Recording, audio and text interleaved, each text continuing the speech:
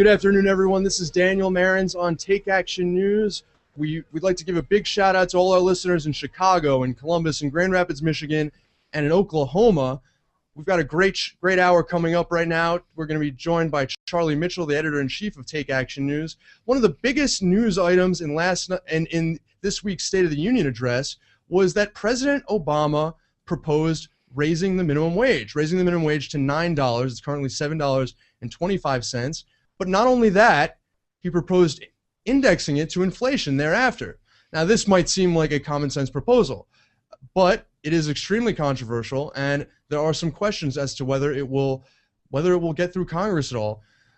Charlie, thanks for joining us again. Charlie Mitchell is going to be joining us in just a moment, but to me, I mean, what the case that the president made was extremely compelling to those of us who are sympathetic to this issue. The idea that someone who works 40 hours a week or even more than that could only earn in an entire year $14,500. That's far under the poverty level, even especially for someone who has any kids at all. It's really a pressing issue, and people are saying that this is long overdue. Many things are indexed to inflation. Social Security benefits, once people begin receiving them, are indexed to inflation. And tax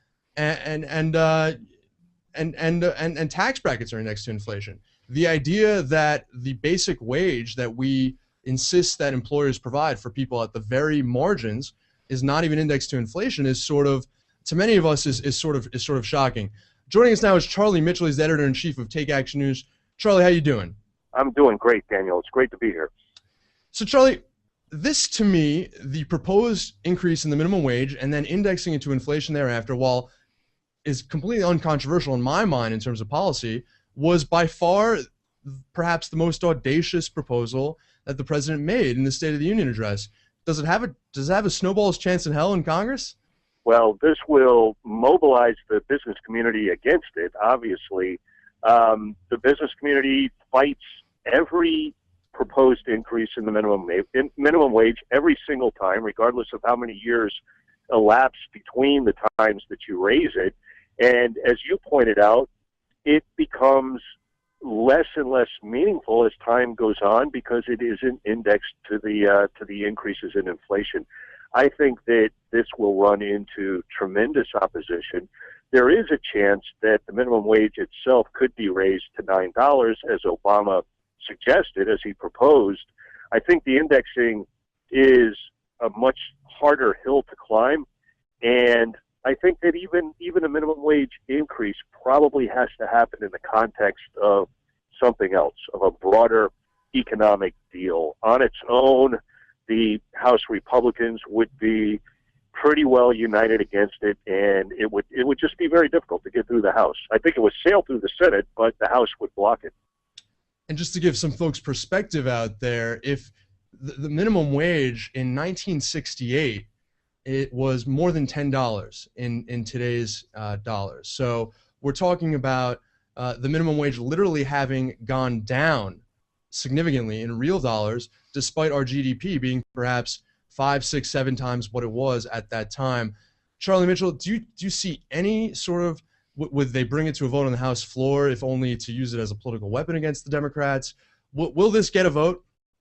I think that the House Republican leadership would probably do all that it could to avoid getting a vote on it. So I think that if somehow, again, it becomes tied legislatively with some other issue, or it becomes part of a grander bargain on something, that's where it has a chance. And I think that really the business community allies of the Republican Party are going to urge their friends in Congress to fight to the bloody death to prevent this indexing thing. That's that would be a cost to their budgets that they're not willing to accept. So I think it's a tough fight. I think it's, rhetorically he laid out the ground that Obama wants to defend, and he feels that the country, a majority of the country, is on his side on these things. And I think, the polling would probably show that a majority of the country supported both an increase in the minimum wage and tying it to the rate of inflation. But then you get into the reality of the way the process is going to work on Capitol Hill, and it's something that opponents almost certainly would be able to block.